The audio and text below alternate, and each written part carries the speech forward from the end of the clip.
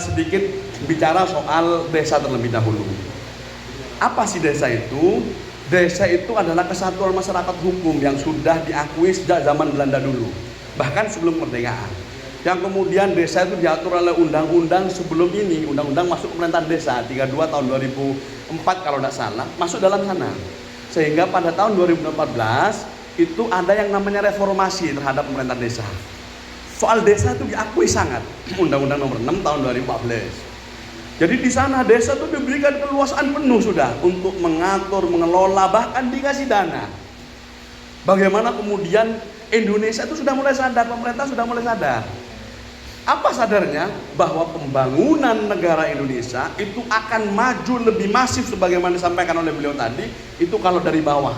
Kalau ke bawah ke atas. Kalau dari atas pasti ke bebe. Kira-kira begitu konsepnya. Ya pada. Sehingga bagaimana kemudian pembangunan itu mulai dari sudut-sudut desa. Dialokasikanlah berbagai dana yang diberikan oleh negara dengan kebijakan oleh Undang-Undang Nomor 6 tahun 2014 tentang desa. Di situ diatur bagaimana kemudian kebijakan desa, kebijaksanaan, kearifan lokal desa, bahkan desa dikasih wewenang untuk mengatur desanya sebagaimana bentuk desa itu tadi. Oleh karenanya saya senang sekali, terutama pertanyaan-pertanyaan jebakan dari beliau tadi, prank kepada teman-teman berupa kades. Sama saja saya sudah jawab pun, gajah benar, mesem gelap. Itu akan relatif lebih baik Pak Rasul, Pak Nabi. Jadi agak jawab. Jadi ya memang begitu harusnya kita mengelola desa itu.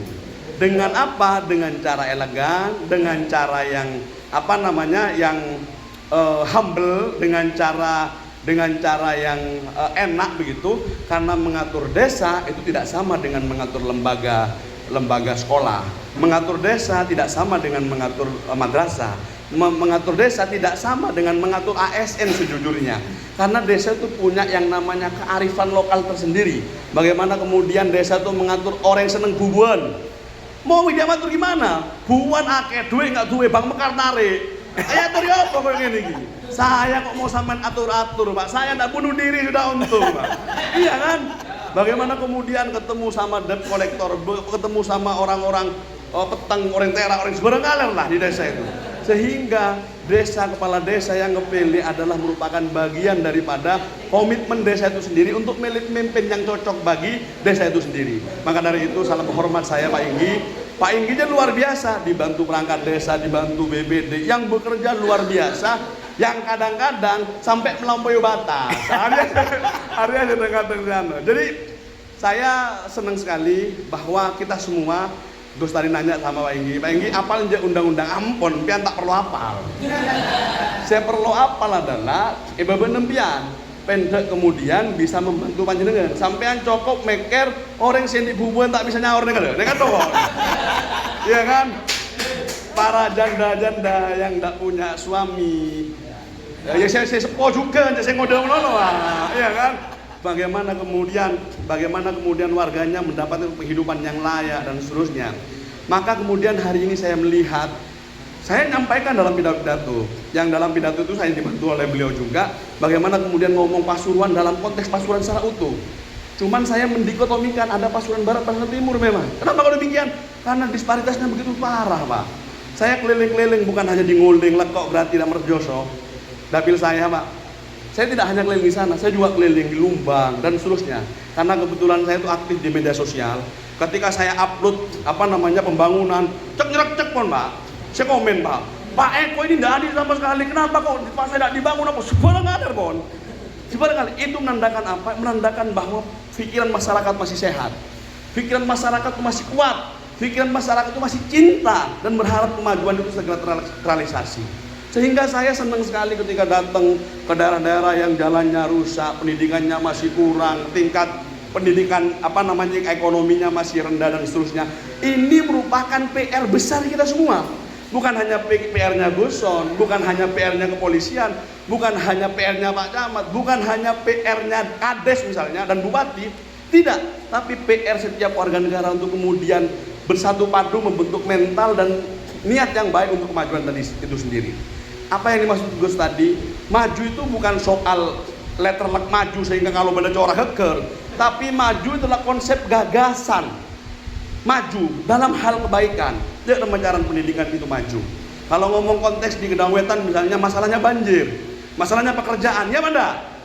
Masalahnya pekerjaan, bagaimana kemudian dengan banyaknya pondok pesantren itu juga memberikan sumbangsi besar terhadap dunia pemahaman dan dunia ekonomi yang lebih maju. Ini kan menjadi harapan kita bersama. Dan ini penting dibuka ruang kepada pemerintah desa untuk membersamakan gagasan-gagasan tadi itu dalam program kerja di desa, disamakan dengan visi misi Kabupaten Pasuruan.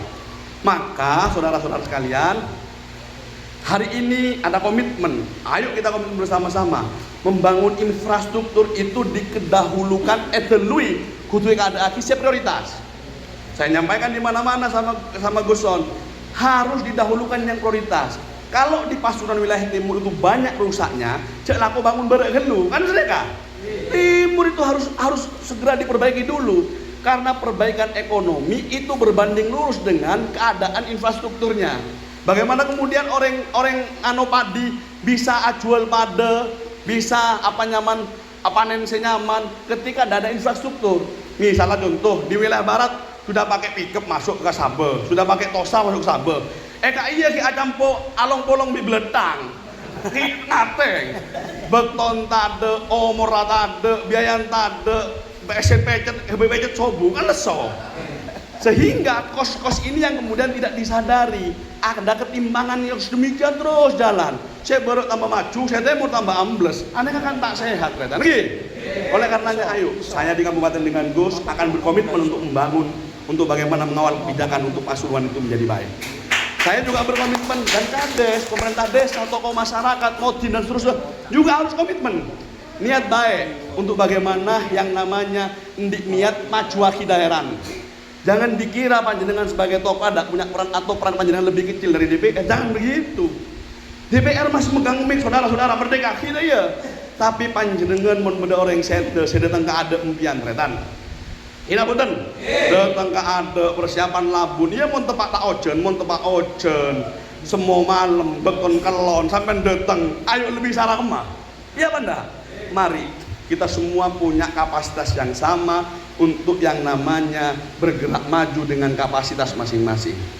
Soal bagaimana kebijakan, soal bagaimana penataan anggaran, soal bagaimana pengawasan, panjenengan ampun endi wakil beliau sekomitmen beliau mau omong-omongan bikulen dia tak omong bubuan retan. Bagaimana ngomong soal kebijakan derem Pasuruan nih kau. Derem soal Gondang Wetan nih kau. Selalu ngomong-ngomong soal itu.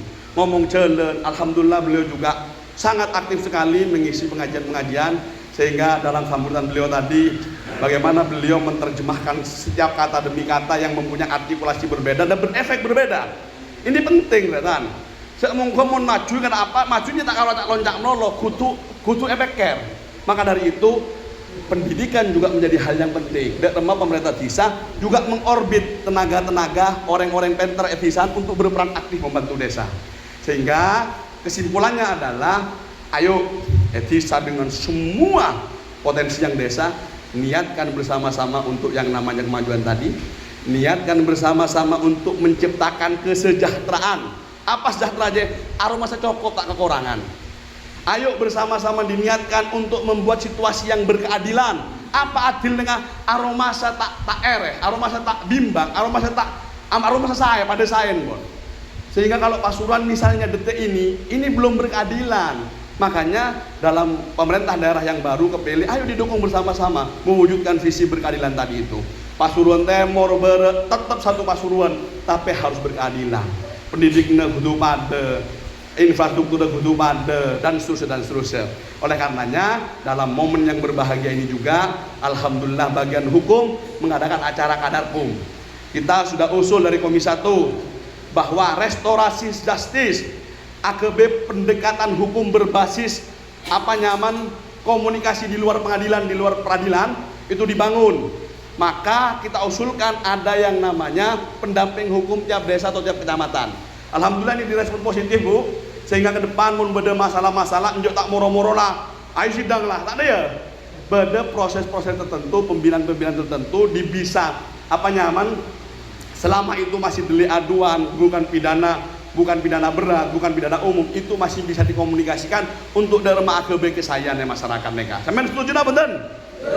Nah, selanjutnya retan, ini juga menjadi bagian daripada komitmen besar kita untuk bagaimana kemudian Kabupaten Pasuruan mereka terjaga, Pasuruan aman, damai dan seterusnya. Karena sejujurnya saya komunikasi dengan Kapolresta Kota, kebutuhan kita itu sekian ribu Pak sebenarnya. Tapi keadaan kita tuh masih ratus Pak. Jadi jauh Pak sebenarnya dari soal daripada petugas saja. Gondang Wetan misalnya Polsek mungkin hanya 8 sampai 12 orang Pak. Dari sekian 19 desa Gus ya? 20. Dari 20 desa. Bayangkan, begitu tong sedih saya beri satu polisi, aja kurang polisiin Pak. Dak rema polisi saya mega maling Pak. Gila punten. Dak rema polisi tak bisa ternyata. Maka setiap kita punya yang namanya tanggung jawab bersama untuk menjaga Gondang Wetan ini tetap menjadi daerah yang aman, menjadi daerah yang nyaman, menjadi daerah yang kondusif, masyarakat sejahtera dan seterusnya. Kira-kira itu. Saya terakhir, mau tak lanjutkan pula. Yang terakhir, Pasuruan ini punya yang namanya prestasi. Prestasi yang harus diturunkan menjadi tidak prestasi. Apa itu? Pasuruan masuk 3 besar nominasi pemakai dan penyebaran narkoba se-Jawa Timur. Nah, are nyaman prestasi juga are nyaman prestasi juga.